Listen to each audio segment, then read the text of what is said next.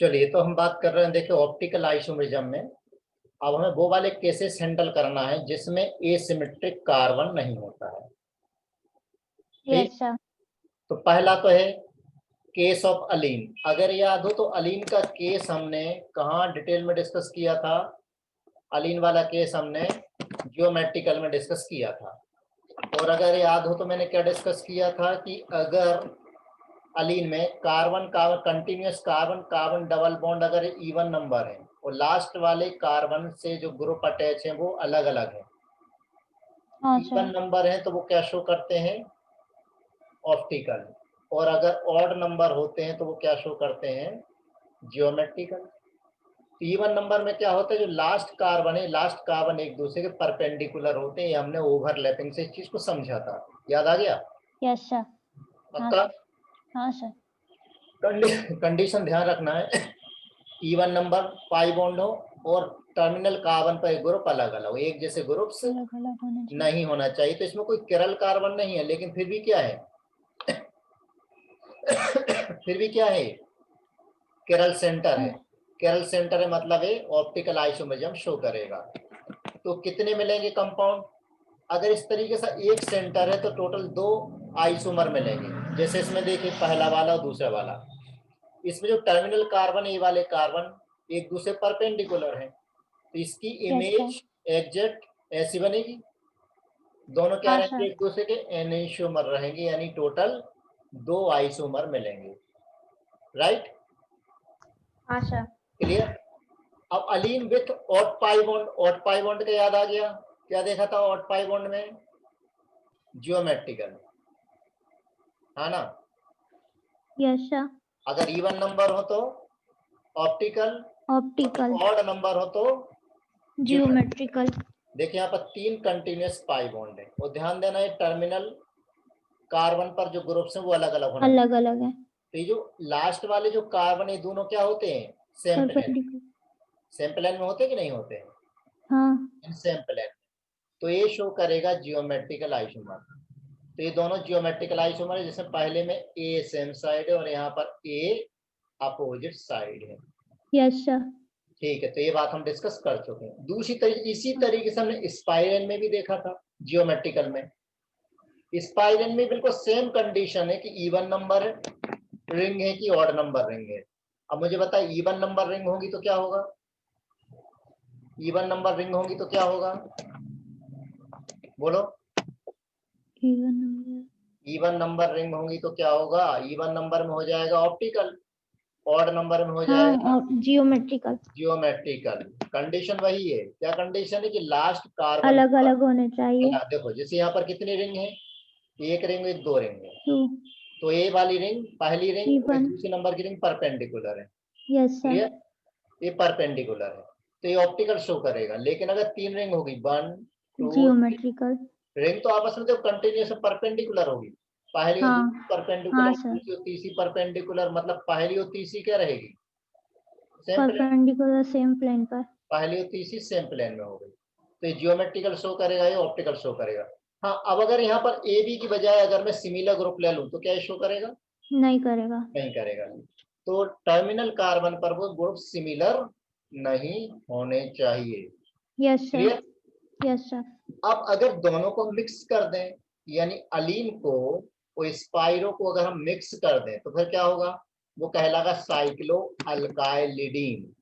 तो साइक्लो अल्काइलिडीन में ही बिल्कुल हम बेसिक कंडीशन लगाना है, दोनों का सम, दोनों का सम, यानी ring plus continuous double bond. Ring plus continuous double bond, अगर ये सम इवन नंबर है तो इवन नंबर है, यानी कौन सा? ऑप्टिकल। ऑप्टिकल। अगर ऑड नंबर है तो फिर जियोमेट्रिकल। जियोमेट्रिकल। वही कंडीशन, लेकिन लास्ट वाले कार्बन पर अलग अलग अलग कंपाउंड। अलग ग्रुप होना चाहिए। Yes sir. ठीक है ना? तो देखो एक रिंग है और एक पाई है, दोनों दो मिलाकर के इवन नंबर हो गया। इवन नंबर हो गया तो ये ऑप्टिकल है, यानी इसके ऑप्टिकल। तो एक ही स्टीरियो सेंटर यहाँ काउंट होगा, ये दोनों काउंट होंगे, पूरा मिलाकर के एक ही स्टीरियो सेंटर काउंट होगा। जैसे इसमें भी एन की वैल्यू कितनी हो गई? 1। एक ही स्टीरियो सेंटर, यहाँ भी स्टीरियो सेंटर 1 हो गया, यहाँ पर भी स्टीरियो सेंटर 1 काउंट होगा, और यहाँ पर भी स्टीरियो सेंटर कितना काउंट होगा? 1 ही काउंट होगा। ठीक बेटा, इतनी बात क्लियर हो गई? Yes sir. केमिस्ट्री की फिक्र नहीं करो, केमिस्ट्री इतनी बेहतरीन कर दूंगा। अब देखो लॉकडाउन तो खुल ही गया है, जब भी हाँ मैं सर। तब इंदौर, अभी तो जब तक सभी सब्जेक्ट ऑफलाइन चालू नहीं कर रहा है तो मैं नहीं बोलूंगा कि अकेले केमिस्ट्री लेके आओ, ठीक है ना। हाँ। जब सब यस सर। सब्जेक्ट ऑफलाइन हो जाए तो केमिस्ट्री में भी आ सकते हो। Yes sir. अब और देखिए इसके अलावा ortho ortho di substituted biphenyl, ortho ortho di substituted मतलब क्या, दो बेंजीन रिंग है, एक दूसरे से अटैच है, उनकी आर्थो पोजीशन एक आर्थो पोजीशन हो गई, एक आर्थो पोजीशन हो गई। यहाँ पर अगर बल्कि हाँ। ग्रुप अटैच है, बल्कि ग्रुप, फिर से वही कंडीशन, एक ही रिंग पर सेम ग्रुप नहीं होना चाहिए। हाँ जैसे एक सर। तरफ ए है तो दूसरी तरफ भी है, यस सर। मालूम है दोनों रिंग एक दूसरे परपेंडिकुलर हो जाते हैं। ये जो ग्रुप है बड़े होना चाहिए, ए एंड बी क्या होना चाहिए, शुड बी बल्कि ग्रुप, बल्कि ग्रुप होने चाहिए। कहां पर, आर्थो पर। जैसे देखिए पहली रिंग और ये दूसरी रिंग, दूसरी रिंग क्या है, बिल्कुल परपेंडिकुलर है, क्या परपेंडिकुलर, हाँ सर है। ठीक है। तो ये आपस में इंटरचेंज नहीं होंगे, वो अलग अलग कंपाउंड कहलाएंगे, एनेंटियोमर कहलाएगा। लेकिन अगर इसी में मैं ऐसा कंपाउंड ले लेता हूं, यहाँ पर आया बी आर और यहाँ पर बी आर और यहाँ पर आई और यहाँ पर आई, अब क्या होगा, अब यूं तो भले परपेंडिकुलर है, रिंग तो परपेंडिकुलर है, जैसे एक रिंग ये हो गई और दूसरी रिंग इस तरीके से मैं इसको परपेंडिकुलर बना रहा हूं, परपेंडिकुलर, ठीक है। यस अभी सर। बी आर कहाँ जा रहा है, ऑर्थो पर।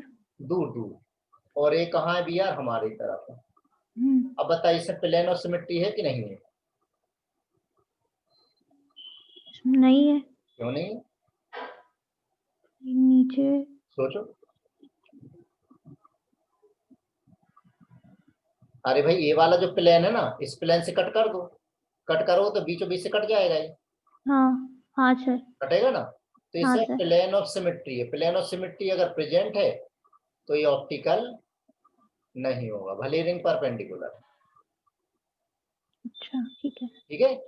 यस अब सर। अब क्या जरूरी है कि चार ही ग्रुप हो, ऐसा कोई जरूरी नहीं है। अगर हाँ। एक ग्रुप भी प्रेजेंट है लेकिन काफी बड़ा भारी ग्रुप प्रेजेंट है, जैसे यहाँ पर मैं ले लिया AsBr3 ले लिया, बहुत बड़ा ग्रुप है, ये वाला ग्रुप ले लिया तो भी ऑप्टिकली एक्टिव है, क्यों, रिंग को परपेंडिकुलर कर देगा और सिमेट्री मिलेगी नहीं, तो भी ऑप्टिकली एक्टिव हो जाएगा। छोटे ग्रुप नहीं होना चाहिए, ये और भी क्या होना चाहिए, बल्कि ग्रुप होना चाहिए। बल्कि। जैसे कि हम हाइड्रोजन ले लें, फ्लोरीन ले लें, OH ले लें, क्या है, स्मॉल ग्रुप है, नहीं चलेंगे ये। हाँ, इनसे काम नहीं हो पाएगा, वो रिंग को इतना ज्यादा परपेंडिकुलर नहीं नहीं कर कर पाएगा। पाएंगे। Yes sir. इतनी बात क्लियर हो गई अच्छी तरह से, हाँ सर।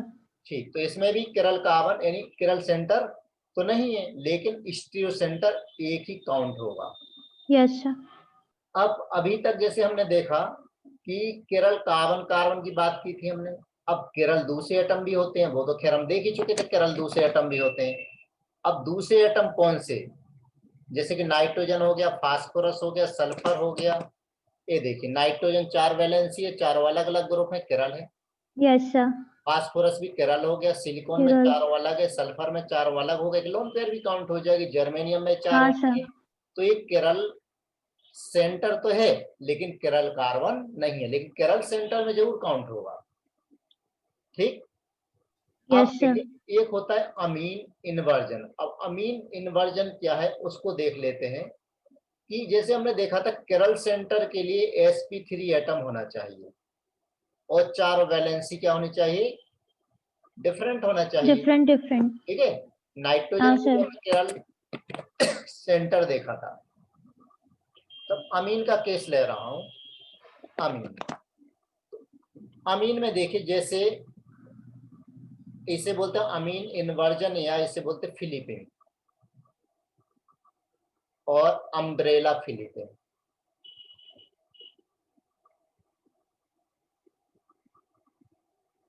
अम्ब्रेला फिलिपिन, नाइट्रोजन यहाँ पर जैसे हाइड्रोजन, यहाँ पर R1 यहाँ पर R2 है, इस पर एक लोन पेयर है, अभी sp3 है, हाँ।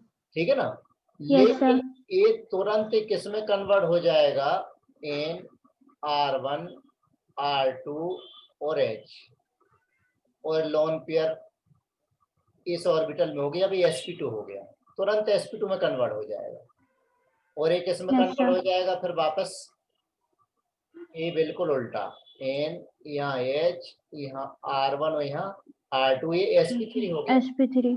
ये जो इंटरचेंज बहुत फास्ट होता है, फास्ट होता है, इसका मतलब इन दोनों को अलग अलग नहीं कर सकते, इसलिए क्या कहलाता, इंटर कन्वर्टेबल है लेकिन नॉन रिजोल्वेबल। तो किरल एटम है क्या, किरल नाइट्रोजन प्रेजेंट है, लेकिन मॉलिक्यूल किरल है क्या, मॉलिक्यूल अकिरल है, यानी प्लेन पोलराइज लाइट को रोटेट नहीं करेगा। हाँ. ठीक है ना, क्यों, हाँ सर. रिजॉल्व नहीं हो पाता है। अब कब रिजॉल्व हो सकता है, जैसे अगर मैं इसको रिंग में ले लूं, रिंग में ले लूं तो वो नाइट्रोजन में फिर इन्वर्जन नहीं हो पाता है। जैसे कि अगर मैंने ये लिया, यहाँ पर नाइट्रोजन ले लिया और यहाँ पर ले लिया ब्रोमीन, अब बताइए, नाइट्रोजन के अराउंड एक लोन पेयर है और तीनों वैलेंसी अलग अलग जा रहे हैं। Yes, sir. तो नाइट्रोजन कैसा है, किरल नाइट्रोजन, Kiral.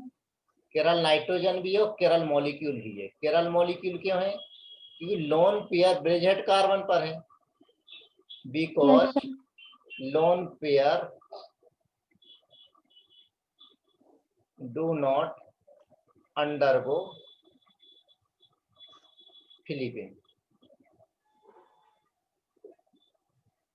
ठीक है ना, फिलिपिंग में नहीं जा पाएगी, यानी sp2 में नहीं जा पाएगी, इसलिए मॉलिक्यूल किरल है। तो रिंग में अगर नाइट्रोजन हो तो फिर वो किरल हो सकता नहीं है। होता. ठीक है, हाँ.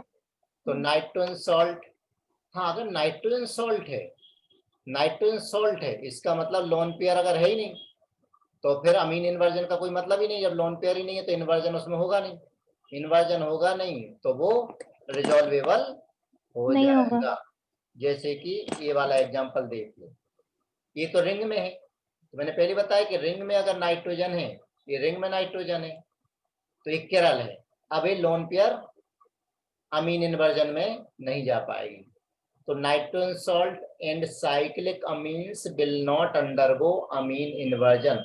नाइट्रोजन सॉल्ट का मतलब क्या, जैसे R1 ले लिया या H ले लिया या R2 ले लिया, यहाँ भी एक H ले लिया, प्लस चार्ज आ गया, या R3 ले लो, अब इसमें लोन पेयर ही नहीं है तो इसमें नो अमीन इन्वर्जन, इसमें अमीन इन्वर्जन नहीं होगा।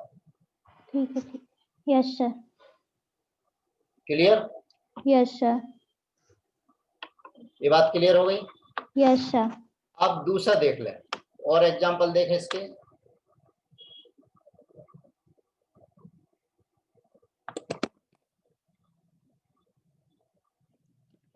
ये देखिए, ये वाला समझ में आया क्या एग्जांपल,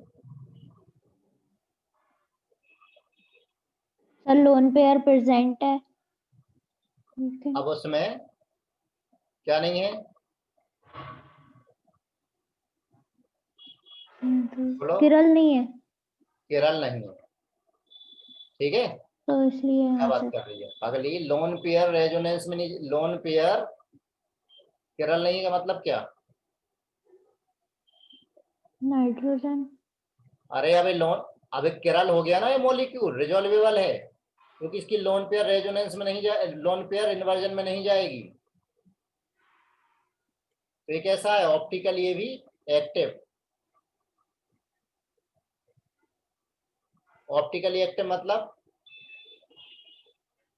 किरल मॉलिक्यूल, ये भी optically active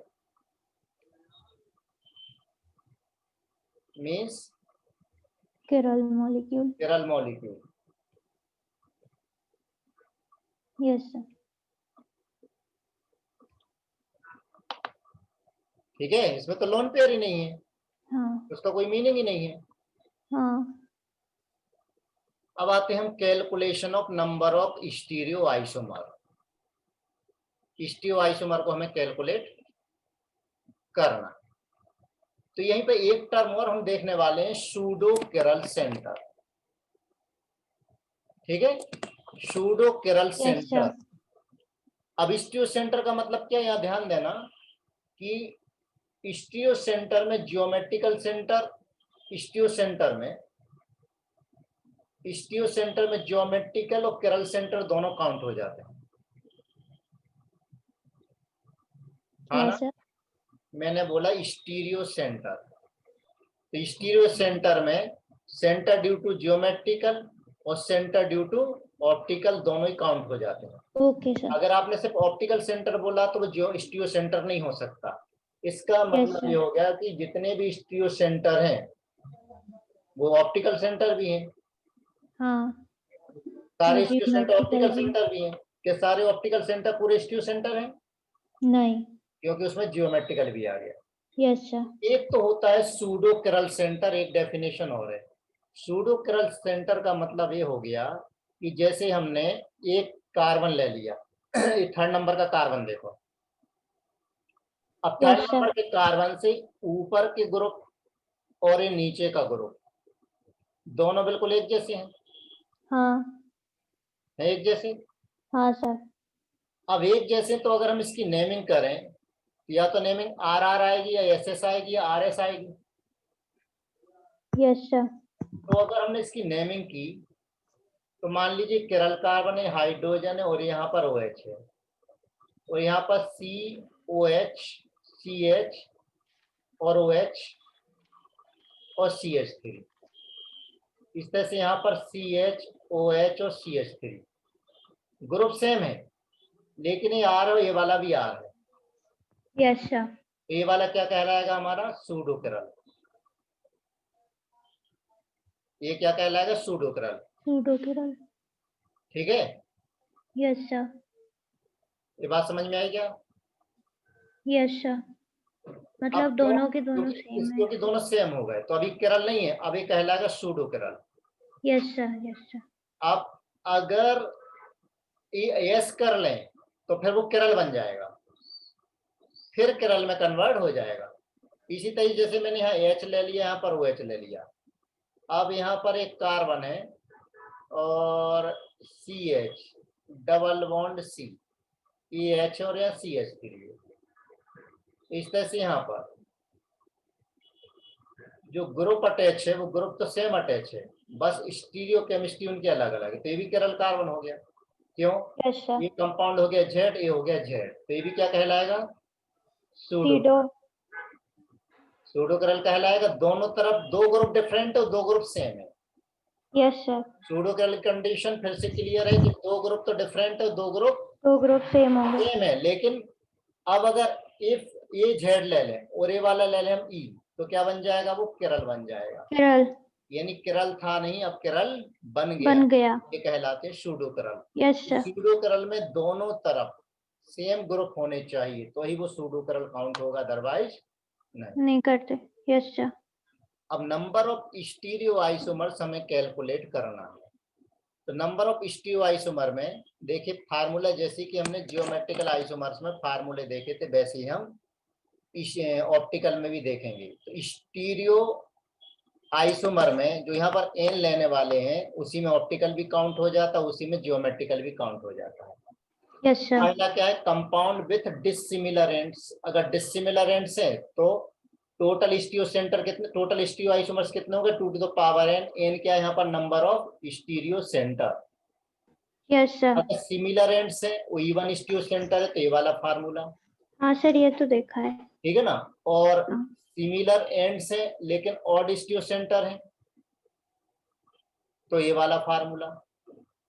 If only one geometrical isotopy center present in the molecule तो ये हो गया। If only optical center present in the molecule तो ये फार्मूला हो गया। अब यहाँ पर ध्यान दीजिए फिर से, एक्चुअल में यहाँ पर हमें क्या क्या देखना है कि ऑप्टिकल आइसोमर में हम क्या क्या लेते हैं। ऑप्टिकल आइसोमर में या टोटल आइसोमर में, टोटल ऑप्टिकल आइसोमर में हम क्या लेते हैं? एक तो लेते हैं मीजो प्लस क्या लेते हैं? Racemic enantiomer. Meso plus enantiomer. तो पहले वाले में जो रेसिमिक पेयर है, रेसिमिक पेयर कितनी होंगी? यहाँ पर ले लेता हूं मैं रेसिमिक पेयर। तो पहले वाले में रेसिमिक पेयर कितनी होंगी? ये तो कहलाएगा एनेंशियोमर। एनेंशियोमर को मैं ए से रिप्रेजेंट कर देता हूँ, मीजो को एम से रिप्रेजेंट करता हूँ, तो ये तो हो गया एनेंशियोमर। और रेसिमिक पेयर कितनी हो जाएगी? जितनी एनेंशियोमर उसका आधा। और मीजो कितनी हो जाएंगी, मीजो कितने हो जाएंगे इसमें मीजो हो जाएंगे 0। क्यों, सिमिलर एंड्स नहीं है तो मीजो 0 हो गए। रेसिमिक पेयर तो हमेशा सभी में एनेंशियोमर का आधा ही रहेगा। रेसिमिक पेयर तो यस सर, कितनी रहेंगी, आधी ही रहेंगी। आधा। ठीक है ना, क्या हाँ चेंज सर, हो जाएंगे, मीजो। अगर सिमिलर एंड्स है तो मीजो आएंगे, अदरवाइज नहीं होंगे। नहीं आएंगे। हाँ। ठीक है, इतनी बात समझ में आ गई। तो हाँ देखिए सर। मीजो के लिए यहाँ अलग से कैलकुलेट कर लेते हैं। Compound having similar ends with even किरल centre, तो एनेंशियोमर कितने हो गए इसमें, एनेंशियोमर देखिए यहाँ कितने हैं, 2 to the power n-1 है, और मीजो कितने यहाँ पर 2 to the power n/2-1 है। तो टोटल कितने हो गए, टोटल होते हैं A + M, total stereo isomer n to the power n-1 plus 2 to the power n/2-1। देखो आ गया ये वाला फार्मूला, यस सर। लेकिन वो ऐसा आया। यस अगर सर। ऑड किरल कार्बन है, ऑड किरल कार्बन है, तो ऑड किरल कार्बन में मीजो कितने 2 to the power n-1/2 और एनेंशियोमर कितने 2 to the power n-1 minus 2 to the power n-1/2। तो हमें तो टोटल चाहिए, तो टोटल हो जाएंगे हमारे A + M, तो दोनों को ऐड करो तो आंसर कितना आ जाए 2 to the power n-1। ये दिया हुआ है। Yes sir. तो ये बात अच्छी समझ में आ गई। हाँ सर। चलिए अब इसके कुछ एग्जाम्पल लेते हैं, उसमें देखते हैं कितने बनेंगे कितने नहीं बनेंगे।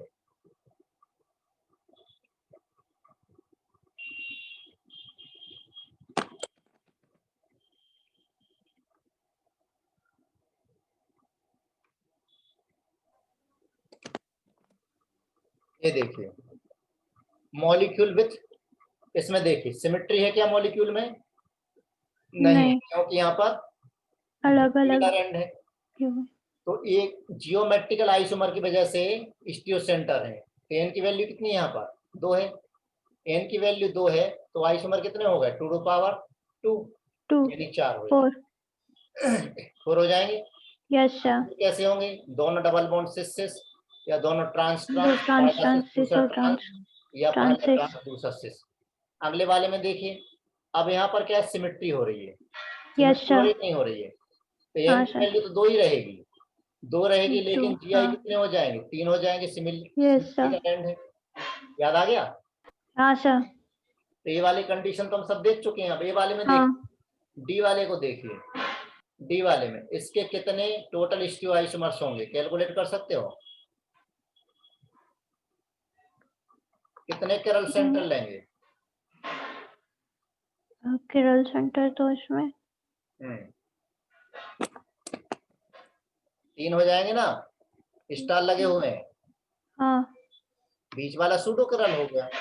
यस अब सर। 3 तो है लेकिन सिमिलर एंड्स हैं, यानी सिमेट्री है, एक एन और की होगा। वैल्यू 3 है और सिमेट्री भी है, यानी यस सर। सिमिलर एंड्स हैं, और एन 3 यानी ऑड नंबर है, ऑड नंबर है, तो ए की वैल्यू क्या हो जाएगी, ए की वैल्यू क्या हो 2n जाएगी power n by - 1 minus 2 to power n-1/2। 2 meso कितने हो जाएंगे 2 to power n-1/2। n-1/2। तो a + m की वैल्यू हमें चाहिए, तो ये हो जाएगी 2 to power n-1, यानी n की यस वैल्यू सर। 3 है, तो 3 - 1 यानी आंसर कितना हो गया 4 हो गया। Yes sir.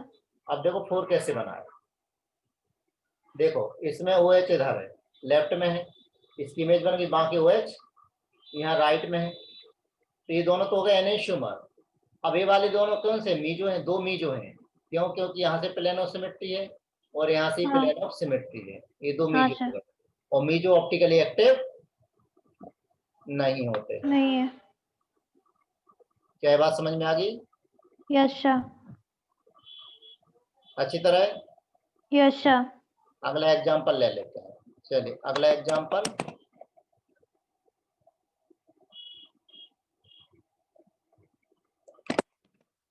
ये देखिए, ट्राई करिए इसको।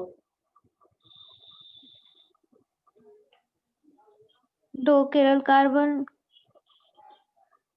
और सर सेम है ना, सिमिलर। हाँ तो ठीक है, देखो ना, और इवन नंबर है 2, तो फिर 2 वाला यूज होगा, तो 2 3 बराबर है। हाँ इवन नंबर है, हाँ। ठीक है ना, तो टोटल आइसोमर क्या हो जाएंगे, ये तो हो गए एनेंशियोमर, ये वाले हो गए मीजो, तो टोटल ही हो गए, टोटल कितने आ रहे हैं, वैल्यू पुट करो, 2 to power 2 minus 1 plus 2 to power 2/2 minus 1, तो 2 to power 1 plus 2 to power कितना हो गया, 0। 2 पावर 1 का मतलब 2, 2 टू पावर 0 का मतलब 1, यानी टोटल आ गया 3। यस सर, हाँ ना, यस सर। एक मीजो हो जाएगा और 2 कौन से हो गए, एनेंशियोमर्स। एक्टिव हो गए, एनेंशियोमर हो गए। Yes sir. अगला इसको ट्राई करो,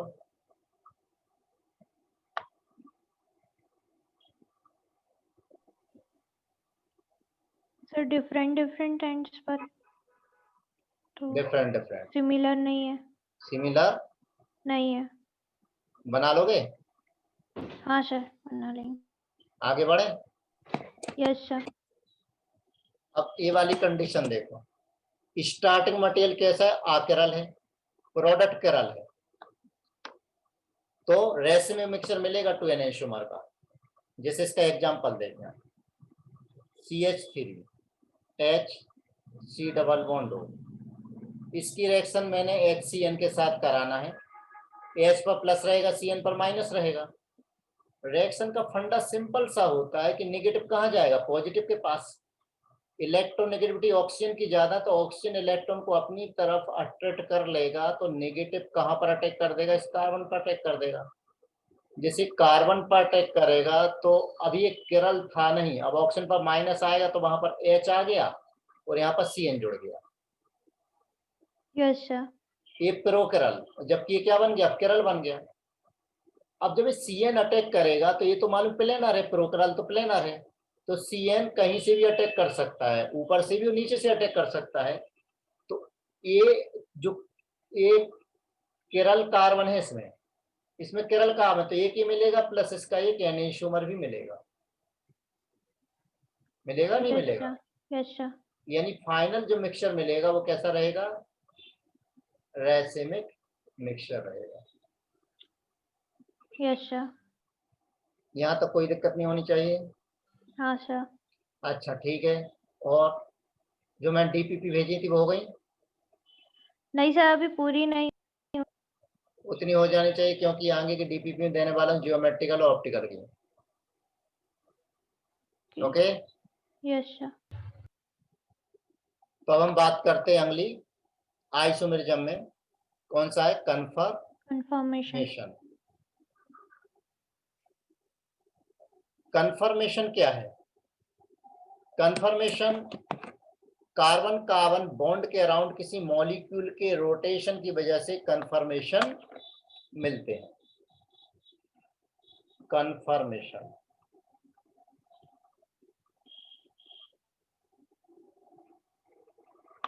ठीक, तो डेफिनेशन देखिए कन्फर्मेशन की क्या है। डेफिनेशन है कि जैसे एक CH3 ग्रुप है और एक सिग्मा बॉन्ड है, तो अगर एक CH3 को आप ऐसा पकड़ लीजिए, ये 2 CH3 बीच में बॉन्ड है, एक CH3 को पकड़ के रखे, दूसरे CH3 को धीरे धीरे धीरे पर्टिकुलर एंगल से रोटेट करिए।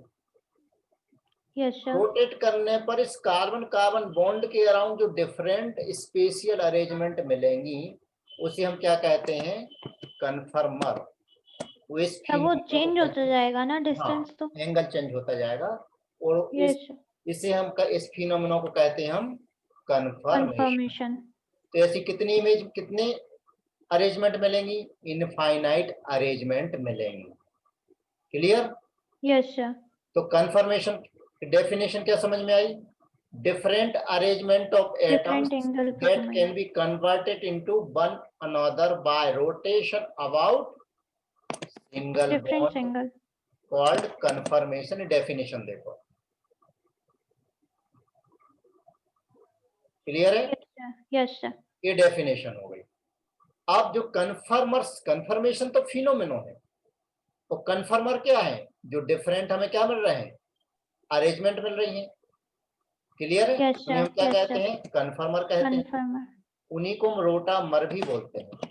कन्फर्मर को ही हम क्या बोलते हैं, रोटामर। तो ऐसी कितनी अरेंजमेंट मिलती हैं, इनफाइनाइट अरेंजमेंट्स मिलती हैं।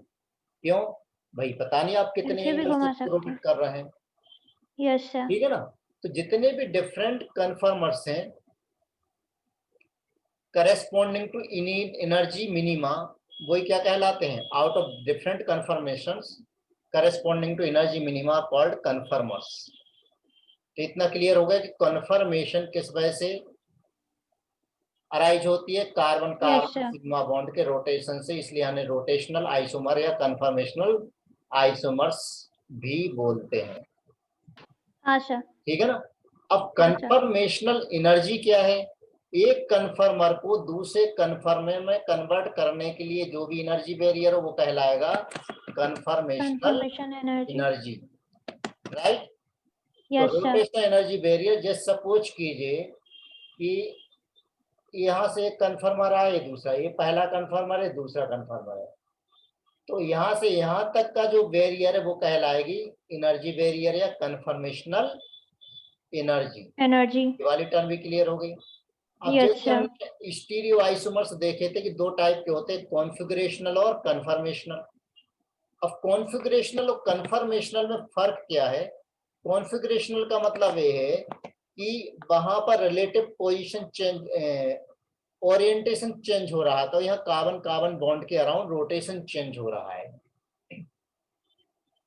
Yes sir. तो एक्चुअली जो कन्फिगरेशन होता है उसमें कोई without considering the internal force acting on the molecule, ऐसा कुछ नहीं होता है। जबकि इसमें क्या होता है, कन्फर्मेशन में क्या होता है, जो इंटरनल फोर्सेस की वजह से होता है वो होता है कन्फर्मेशन।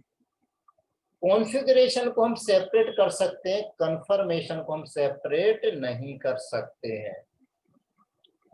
ठीक। Yes sir. ठीक। अब अगर याद हो तो हमने डिफरेंट प्रेजेंटेशन देखे थे कि कन्फर्मेशन को हम दो तरीके से प्रेजेंट करते हैं, न्यूमैन फार्मूला, न्यूमैन प्रोजेक्शन और यस सर। साहॉर्स प्रोजेक्शन। याद आ गया क्या? हाँ सर। तो न्यूमैन प्रोजेक्शन है मालूम है, देखिए क्या करते हैं हम, यहाँ पर एक तो होता है डॉट, डॉटेड कार्बन, डॉटेड का मतलब कौन सा, तो फ्रंट हो गया, इससे तीन ग्रुप अटैच है। एक होता है रियर यानी पीछे वाला, सर्कल से रिप्रेजेंट करते हैं, उससे Yes, भी sir. तीन ग्रुप अटैच होते हैं। हाँ सर। दोनों को मिला दें तो ये बन गया हमारा न्यूमैन। अब न्यूमैन। न्यूमैन में भी स्टेगर्ड, स्टेगर्ड के अपोजिट है।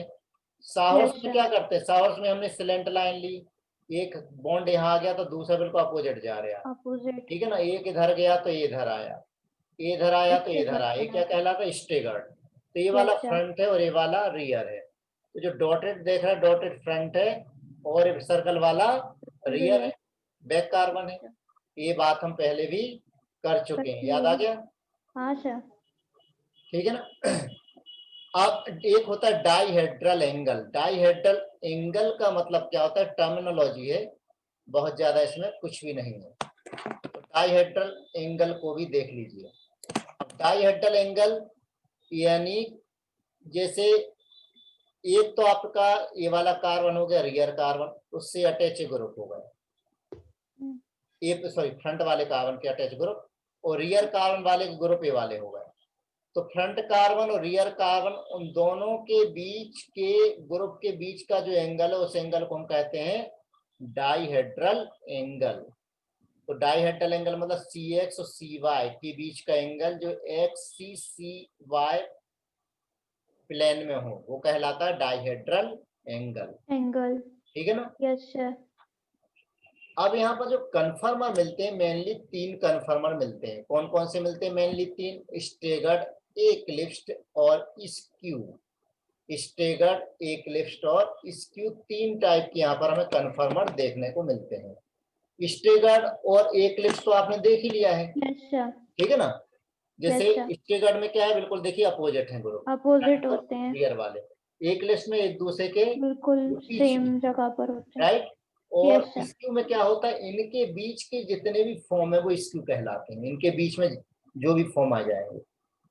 तो स्टेगर्ड में देखिए डाइहेड्रल एंगल कितना है, पीछे वाले कार्बन का हाइड्रोजन और फ्रंट वाले 180. कार्बन का हाइड्रोजन के बीच का एंगल 180 है। और स्क्यू में एंगल कितना डिग्री है, 0 Zero. डिग्री। स्क्यू में सॉरी, एक लिस्ट में कितना है, 0 Zero. डिग्री है। ठीक है, Yes, sir. क्लियर। 120 भी बोल सकते हैं हम, 120 भी बोल सकते हैं। स्टेगर्ड में हम ये वाला एंगल 60 भी ले सकते हैं, ले सकते हैं ना 60। हाँ सर। कार्बन और फ्रंट कार्बन के बीच का एंगल 60 भी ले हाँ। सकते हैं, 180 भी ले सकते हैं। ठीक, और अगर हम यहाँ से पूरा कहाँ तक लें, यहाँ से अगर हम यहाँ तक लें तो कितना एंगल हो जाएगा, ये 300 हो जाएगा। यहाँ से यहाँ तक 300 ही हो जाएगा। हाँ सर। तो तीनों एंगल हम इसमें ले सकते हैं। ठीक है, यस सर। अब एक लिफ्ट में क्या क्या एंगल हो सकता है, समझ गए होगे। एक लिफ्ट 180, 120, 120 यानी इसका इसके साथ 120 हो सकता है। ठीक है, यस 0 भी हो सर, सकता है, 240 भी हो सकता 240 भी हो सकता है। है, राइट। या यस इसका सर। हम किसके साथ आ जाए, अगर हम यहाँ तक ले लें तो 240 हो जाएगा। हाँ सर। इतनी बात क्लियर हो गई। हाँ सर। ठीक, अब कौन सा कब स्टेबल होगा, तो उसकी स्टेबिलिटी के लिए कुछ पॉइंट है, यानी factors affecting stability of confirmation. तो पहले स्टेबिलिटी के लिए फैक्टर है वो है एंगल स्ट्रेन। तो एंगल स्ट्रेन क्या होता है, जैसे नॉर्मल बॉन्ड एंगल से अगर कोई भी डेविएशन हो जाए तो उसे हम क्या कहते हैं, एंगल स्ट्रेन। जैसे मान लेते हैं कि मीथेन में बॉन्ड एंगल 109 डिग्री 28 मिनट का है, sp3 yes sir. Hybridisation ammonia में 160 डिग्री, जबकि हाइब्रिडाइजेशन sp3 ही है। तो ये जो नॉर्मल डेविएशन हुआ है वो क्या कहलाता है, एंगल एंगल स्ट्रेन। स्ट्रेन कहलाता है। तो एंगल स्ट्रेन का मीनिंग आपको समझ में आ गया। Yes sir. नॉर्मल एंगल से जो डेविएशन हुआ है उस डेविएशन को हम कहते हैं एंगल स्ट्रेन। Angle strain. दूसरा होता है टॉर्शनल स्ट्रेन या प्रिट्जर स्ट्रेन या एक्लिप्सिंग स्ट्रेन। यानी ये क्या होता है, any deviation from staggered form. जैसे ये स्टेगर्ड फॉर्म है, ये आपका स्टेगर्ड फॉर्म है, ये स्टेगर्ड फॉर्म है। स्टेगर्ड से अगर कोई भी डेविएशन हो जाए, स्टेगर्ड में क्या होता है, ग्रुप एक दूसरे के अपोजिट है बिल्कुल, तो रिपल्सन कम होता है, स्टेबिलिटी ज्यादा होती है। तो इससे अगर कोई डेविएशन होता है तो उसे हम कहते हैं प्रिट्जर स्ट्रेन या एक्लिप्सिंग स्ट्रेन या टॉर्शनल स्ट्रेन। तो एक एक लाइन में याद रखेंगे, एंगल स्ट्रेन मतलब डेविएशन फ्रॉम नॉर्मल एंगल, और टॉर्शनल स्ट्रेन यानी डेविएशन फ्रॉम स्टेगर्ड कन्फर्मर। क्लियर, उसे हम कहते यस हैं सर। Torsional strain. तीसरा स्ट्रेन होता है वांडरवाल स्ट्रेन। स्टेगर्ड से डेविएशन होता है, लेकिन इसको एक्लिप्सिंग क्यों बोला?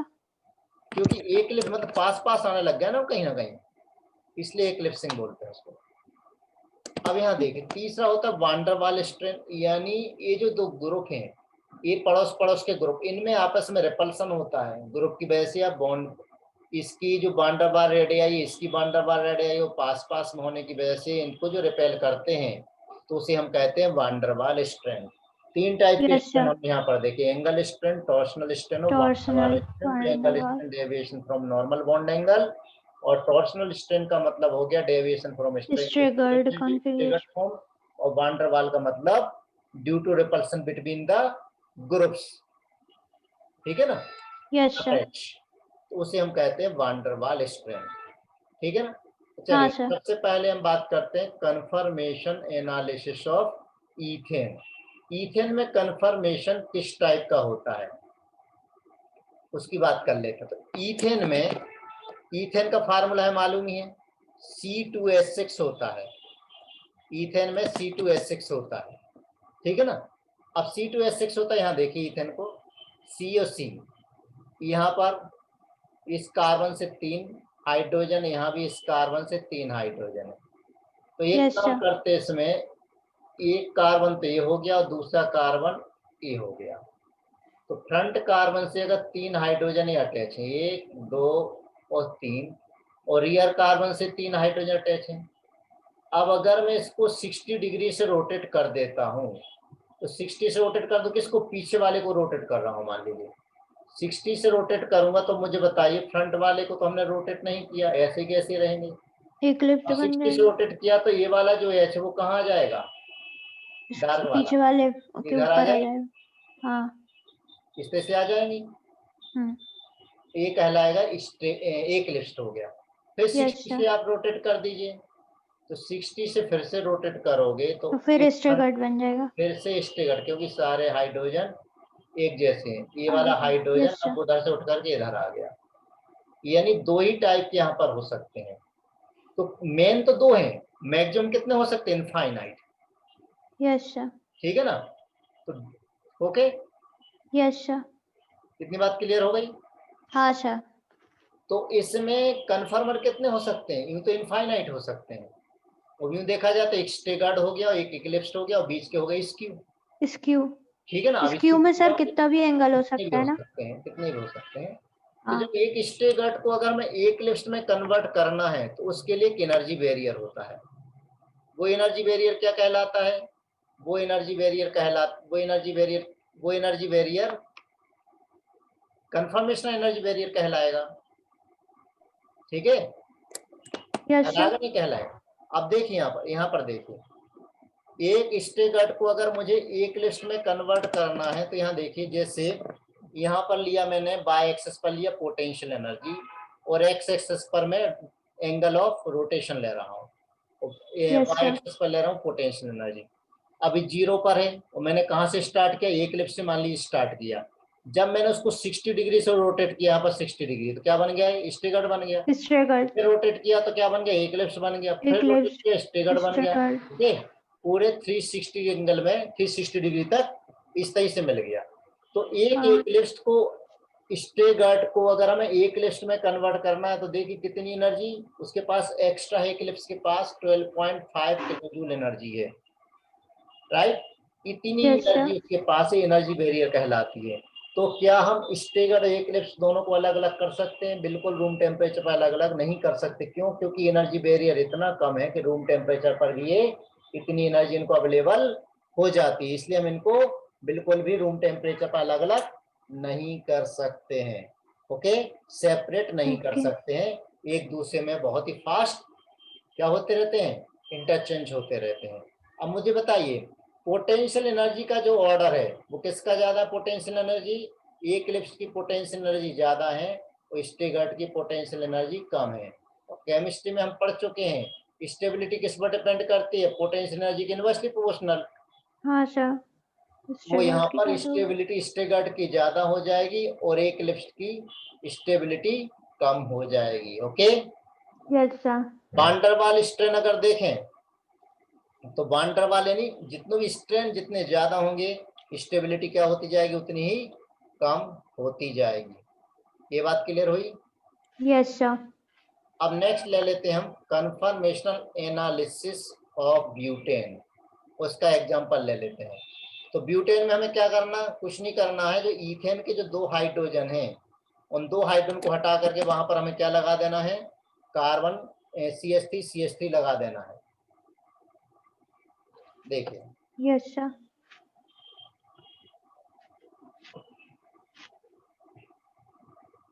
HCH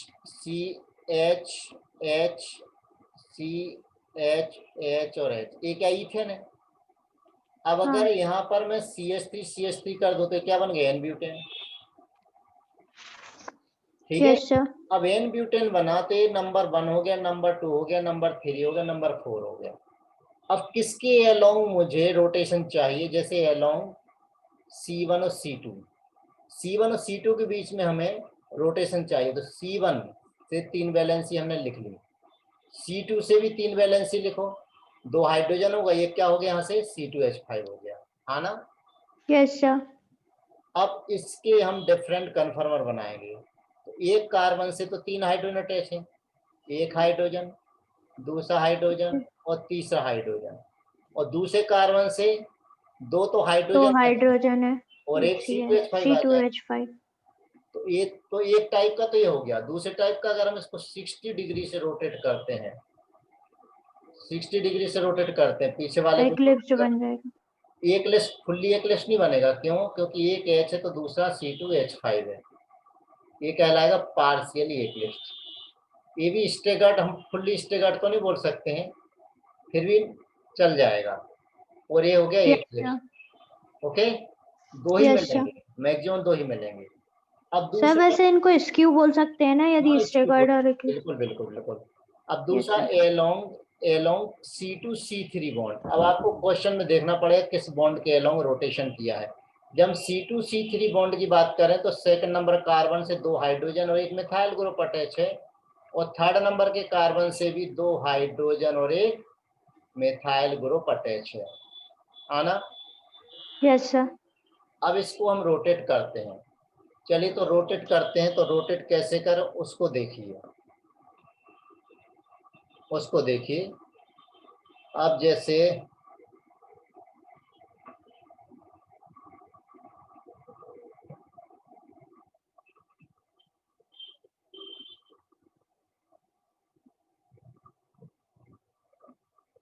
मैंने क्या किया, मिथाइल और मिथाइल अपोजिट कर लिया।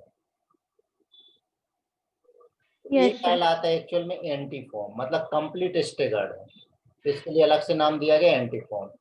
अब अगर 60 डिग्री से हम रोटेट करते हैं, तो रोटेट करेंगे तो ये फ्रंट वाले में तो कोई चेंज नहीं, एम ई एच और एच। अब क्या होगा, इक्लिप्स एम ई बन इधर आ जाएगा। गया, ए एच इधर आ गया और ए एच इधर आ गया, तो ये कहलाएगा सेकंड नंबर कौन सा, पार्शियल पार्शियली इक्लिप्स।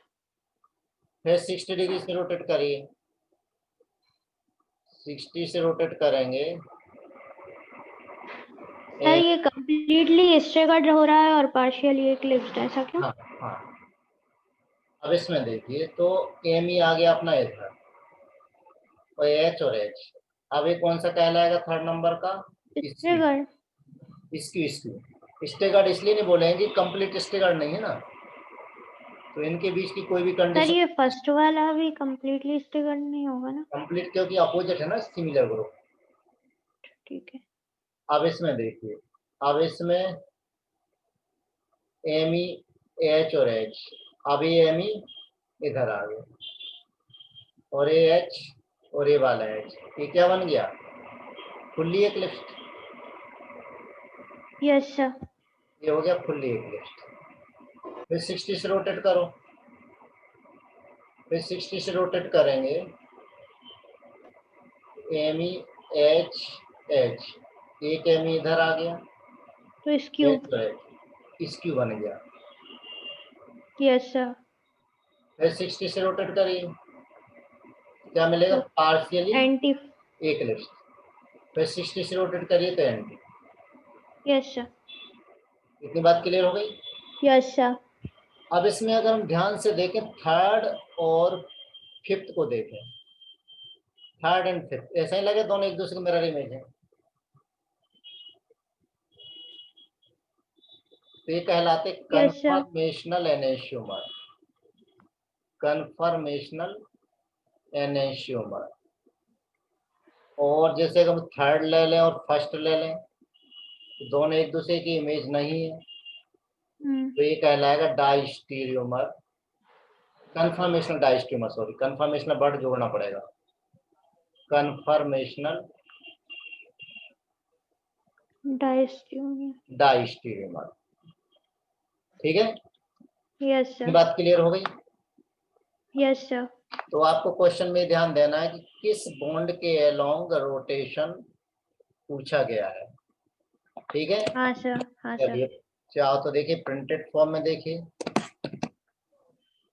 ये आ गए, देखो कहाँ से स्टार्ट किया, इसमें कंप्लीट एक्लिप्स से किया हुआ है, इक्लिप्स से किया है। बस 60 डिग्री से एक पीछे वाले ग्रुप को आप रोटेट करते जाए, कर दे देंगे। अच्छा। ठीक है।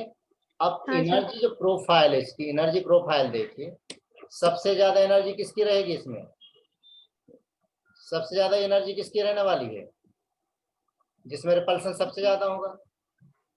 इक्लिप्स में।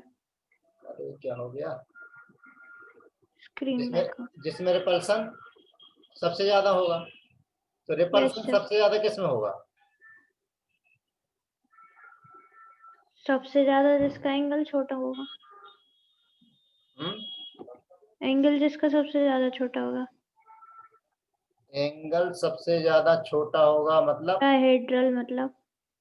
हाँ। और मतलब उनके दूसरा, बीच का। अगर बल की ग्रुप पास पास में हो तब भी तो ऐसा होगा, यस सर। Yes sir. बल यस की सर। ग्रुप अगर पास पास में हो तब भी ऐसा होगा, तो सबसे ज्यादा रिपल्सन होगा एक इक्लिप्स में। फुल्ली एक्लिप्स में, तो उसकी एनर्जी सबसे ज्यादा। Yes fully sir. एक्लिप्स के बाद क्या बना था अपना, गोचे बना था, गोचे के बाद क्या बना था, पार्शियली एक्लिप्स्ड, अरे तो 66 गोचे किसको बोला गया? गोचे, हाँ स्क्यू को ही गोचे भी बोलते हैं, स्क्यू फॉर्म को ही गोचे बोलते हैं। Okay okay. ठीक है, तो जैसे जैसे हम रोटेट करते गए वैसे वैसे बनते गए। देखो ये जो बने हुए यस ना, सर। पहले यस क्या सर। बना आपका इक्लिप्स, पहले फिर इक्लिप्स, गॉसिया स्क्यू, गोचे, फिर क्या बना पार्शियली इक्लिप्स, फिर क्या बना एंटी, एंटी, फिर क्या बना पार्शियली इक्लिप्स, पार्शियल, फिर क्या बना गोचे। गोचे, तो दोनों गोचे की एनर्जी बिल्कुल सेम लेवल पे रहेगी, दोनों गोचे एक जैसे हैं, कन्फर्मेशनल। दोनों पार्शियली इक्लिप्स भी एक जैसे हैं। Yes sir. ठीक है, तो सबसे कम एनर्जी किसकी होगी, देखो इसमें एनर्जी का गोचे ऑर्डर की, बताइए, एनर्जी का ऑर्डर सबसे कम किसकी है, गोचे, गोचे की कहाँ है, टेंशन थ्री तो हैं एंटी की है एनर्जी सबसे कम। देखो ना कहाँ पर है, ये पीक देखो किसका है, हाँ सर, हाँ सर। एंटी की सबसे कम है, उससे ज्यादा गोचे, गोचे, उससे ज्यादा eclipsed, partially Eclipse, partially eclipsed, और उससे ज्यादा अभी फिर इस इक्लिप्स्ड, इक्लिप्स। तो स्टेबिलिटी का ऑर्डर क्या होगा, उल्टा। फुल। Yes sir. ठीक है, यस सर। ये बात क्लियर हो गई। Yes sir. अब जैसे अगर इसमें हम कंपेयर करें, स्ट्रेन वगैरह को कंपेयर करें किसमें, एन ब्यूटेन में, तो बताइए स्ट्रेन को देख लेते हैं, चेंज कर दो स्क्रीन। Yes sir.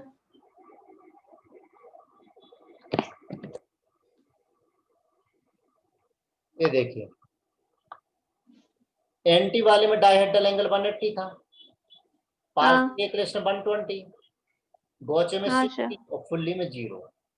तो हाँ टॉर्सनल सर। स्ट्रेन का मतलब क्या देखा था हमने, स्टेगर्ड से डेविएशन, स्टेगर्ड से डेविएशन है ही नहीं, हाँ। और सबसे हाँ ज्यादा सर। किसमें स्टेगर्ड से डेविएशन, फुल्ली में है या पार्शियली में है। ठीक है, यस सर। बांडर वाले स्ट्रेन का मतलब जब बल की ग्रुप पास पास में आ जाए, तो एंटी में तो इसमें सी एस होते टी हैं। अपोजिट है, ज्यादा नहीं है, लेकिन पार्शियली में सी एस टी एच बिल्कुल आमने सामने आ जाते हैं, गोचे में दो सी एस थ्री पास पास आ जाते हैं। सर एच को बल्कि क्यों मान लिया? बल्कि नहीं मतलब बॉन्ड लोन उसके पास इलेक्ट्रॉन तो है ना हाइड्रोजन बॉन्ड के हाँ। साथ, हाँ हाइड्रोजन का ठीक। जो बॉन्ड बना है। तो स्टेबिलिटी का ऑर्डर समझ में आएगी, फिर स्टेबिलिटी मैंने बताई यस दिया सर। ऑर्डर क्या होगा। Yes sir. ठीक है, यस सर। इतना क्लियर हो गया। हाँ अब सर। यहाँ पर जो मैंने टर्म यूज करी थी डाइस्टीरियोमर और एनेशियोमर, उसके साथ में हमें क्या लगाना है, क्या लगाना उसके साथ में हमें कम, कन्फर्मर लगाना। कंफर्मेशन। ठीक है ना, क्योंकि हाँ। एक्चुअल वो एनेशियोमर नहीं है, राइट। तो जो यहाँ फिगर बने हुए हैं उनमें से हम देख चुके अभी अभी कन्फर्मेशनल एनेशियोमर और कन्फर्मेशनल डाइस्ट्यूमर क्या होते हैं। तो यस सर। के भी ये जो कन्फर्मर है उनको भी हम सेपरेट नहीं कर सकते हैं, क्यों, रूम टेम्परेचर पर वो एक दूसरे में बहुत फास्ट कन्वर्ट होते हैं। Yes sir. अब अगला एग्जांपल ले लें, जैसे मान लीजिए मैंने एग्जांपल लिया CH3, CH3 और CH2 और CH3, नंबरिंग की 1 2 3 और 4। अब इसमें कई तरीके से बना सकता हूँ इससे अलोंग C1 C2। अब C1 और C2 के बीच में अगर मुझे कंफर्मेशन देखना तो C1 से 3 वैलेंसी अटैच है और C2 से भी 3 वैलेंसी अटैच है, right. Yes sir.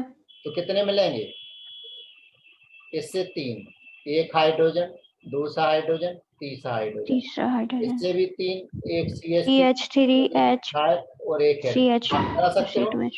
Yes sir. घुमा घुमा के बना सकते हैं। एलोंग अगर बोला जाए इसमें C2 और C3 के बीच में, तो C2 यानी C2 से एक CH3 अटैच है, यहाँ भी एक CH3 अटैच और एक H अटैच है, और C3 से 2 हाइड्रोजन अटैच है और एक CH3 अटैच है। तो अब बना सकते हैं इसमें। Yes sir. ये देखिए C2 यानी मैं से फ्रंट ले लिया, तो ये हो गया हाइड्रोजन, ये मिथाइल और ये मिथाइल, और C3 में एक मिथाइल और 2 हाइड्रोजन, बाकी आप घुमा करके स्टेबिलिटी कंपेयर कर सकते हो। कर देंगे। इसी तरीके से इसी तरह से C3 और C4 का भी ले सकते हैं, ले सकते हैं। Yes sir. ठीक है ना, तो इसको ड्रॉ योरसेल्फ, इसको खुद को ही ड्रॉ करना है, यानी क्वेश्चन में दिया रहेगा कि किसके बीच में है। यस यहाँ सर। तक कोई दिक्कत नहीं है। नहीं है। ठीक, अब आते हैं हाँ। हम इसमें इंटरमोलिकुलर हाइड्रोजन बॉन्डिंग का केस ले रहा हूँ। इंटरमोलिकुलर अगर हाइड्रोजन बॉन्डिंग हो तो फिर क्या कंडीशन होती है उसका, और फिर कल जरा सा बचेगा साइक्लोहेक्सेन का, तो ये आपका ये आइसोमरिज्म वाला पार्ट पूरा कंप्लीट हो जाएगा। Yes sir. 5 मिनट और। अब यहाँ पर देखिए, जैसे मान लीजिए ये ग्रुप है CH2 और CH2, यहाँ पर X लगा हुआ है, यहाँ पर मान लीजिए Y लगा हुआ है, तो X या Y ये वाले ग्रुप में जैसे OH हो या NH2 हो या F हो या NR2 हो या NO2 COOH CH जो हाइड्रोजन बॉन्ड फॉर्म कर सकते हैं, तो हाइड्रोजन बॉन्ड फॉर्म कर सकते हैं। तो इस कंडीशन में जैसे मैंने एग्जांपल ले लिया CH2 और OH, ये ले लिया, ठीक है, ये ले लिया। यस तो सर। अब ब्यूटेन की तरह मिलेंगे एक OH और H और H, ये कहलाएगा एंटी फॉर्म, ये एंटी फॉर्म। इसकी फॉर्म में 2 H ग्रुप पास पास आ जाएंगे, OH और OH, गूचे फॉर्म। गोचे फॉर्म, गोचे। तो एक्चुअल में यहाँ पर क्या हो जाती है, हाइड्रोजन बॉन्डिंग। ये हाइड्रोजन बॉन्डिंग होने की वजह से यहाँ पर गोचे ज्यादा स्टेबल हो जाता है। हाँ सर। तो यहाँ पर अब स्टेबिलिटी का जो ऑर्डर है वो उल्टा ऑर्डर हो गया। कैसा होता है, सबसे ज्यादा तो हो जाता है गोचे या स्क्यू, गौचे। उससे कम हो जाता है एंटी, उल्टा हो गया। फिर आ जाएगा पार्शियली इक्लिप्स्ड और फिर कंप्लीटली इक्लिप्स्ड या फुल्ली इक्लिप्स्ड, ये order. Yes sir. Yes sir. तो ये ऑर्डर तभी होगा जब उसमें हाइड्रोजन बॉन्डिंग हो रही है, अदरवाइज ये ऑर्डर बिल्कुल भी नहीं होगा। ठीक है, सर दूसरा यदि एटम थी उसका नहीं होगा। हाँ, अगर हाइड्रोजन बॉन्डिंग नहीं हो रही है तो नहीं होगा। जैसे ये ओके। एग्जांपल दिया 2-फ्लोरोइथेनॉल, 2-फ्लोरोइथेनॉल, इसको देखिए 2-फ्लोरोइथेनॉल का मतलब क्या, 2-फ्लोरोइथेनॉल का मतलब यहाँ पर H है, यहाँ पर H, यहाँ पर ले लिया फ्लोरीन और H और 2 H और OH, तो OH और F इनके बीच में हाइड्रोजन बॉन्डिंग हो सकती है ना गोचे में, हाँ। ये ज्यादा स्टेबल और ये कम स्टेबल। कम। हाँ।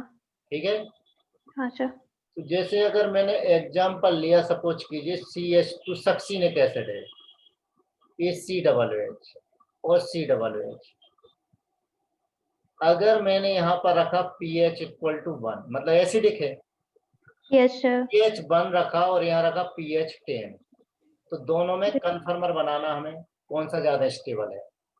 तो जब pH इक्वल टू 1 रखोगे मतलब एसिड में एसिड डाला तुमने, तो एसिड आयोनाइज नहीं होगा।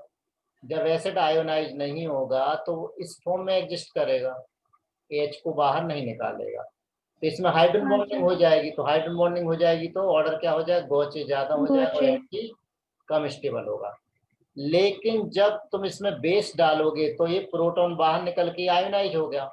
अब जब आयोनाइज हो गया तो हाइड्रोजन बॉन्डिंग नहीं होगी, नो हाइड्रोजन बॉन्डिंग। जब हाँ हाइड्रोजन सर। बॉन्डिंग नहीं होगी तो फिर कौन सा स्टेबल हो जाएगा, अब एंटी। नॉर्मल केस एंटी वाला ज्यादा स्टेबल हो जाएगा। Yes sir. इसी तरह यस से सर। एक केस और, जैसे हम ले लें इथिलीन डायमीन, इथिलीन डायमीन जैसे CH2, दूसरा एग्जांपल NH2 और CH2 और NH2, इसमें ही वही कंडीशन, pH अगर मैंने 1 रखा यानी एसिडिक मीडियम रखा और pH मान ले 10 रखा, 10। 1 रखा तो एसिड है, इसके पास लोन पेयर है तो लोन पेयर का प्रोटोनेशन हो जाएगा। प्रोटोनेशन हाँ। होगा तो अब फिर क्या होगा, अब फिर क्या होगा, सॉल्यूशन बनाते हैं। इसमें प्रोटोनेशन होगा तो CH2 NH3 प्लस बन जाएगा। अब NH3 प्लस लोन पेयर भी नहीं बची, अब इसमें हाइड्रोजन बॉन्डिंग नहीं होगी, लोन पेयर खत्म हो गई, नो हाइड्रोजन बॉन्डिंग। जब कोई हाइड्रोजन बॉन्डिंग नहीं होगी तो फिर एंटी वाला ज्यादा स्टेबल हो जाएगा, गौचे कम कम stable। स्टेबल। लेकिन इसमें बेस में आपने बेस डाला तो बेस में आयनाइज थोड़ी होता है, तो इसमें वो इसी तरीके से एग्जिस्ट करेगा, CH2NH2 CH2NH2। अब यहाँ हाइड्रोजन बॉन्डिंग हो जाएगी, हाइड्रोजन बॉन्डिंग होगी तो गौचे स्टेबल ज्यादा होगा। और एंटी कम स्टेबल। कम। ठीक है, यस सर।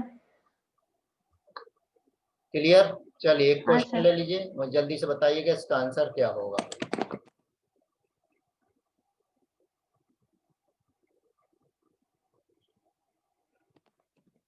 बताइए इसका आंसर क्या है।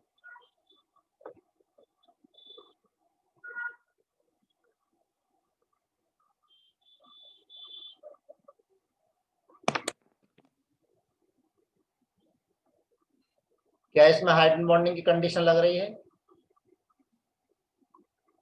सर इसमें सी वाले में बन जाएंगे। सी वाला ज्यादा क्यों, बी वाला क्यों नहीं? यहाँ भी तो हाइड्रोजन बॉन्डिंग बी है, में भी बन रहा है। लेकिन CH3 सेम साइड है, रिपल्सन होगा। हाँ। और यहाँ पर CH3 अपोजिट भी है और यहाँ हाइड्रोजन और सी बॉन्डिंग सी भी का बन जाएगा। कंडीशन लग रही है, तो ज्यादा हाँ स्टेबल सर। कौन हो गया फिर? सी वाला। सी वाला हो गया। क्लियर। Yes sir. चलिए दूसरा एक example, in which of the following molecule गॉचे form is more stable.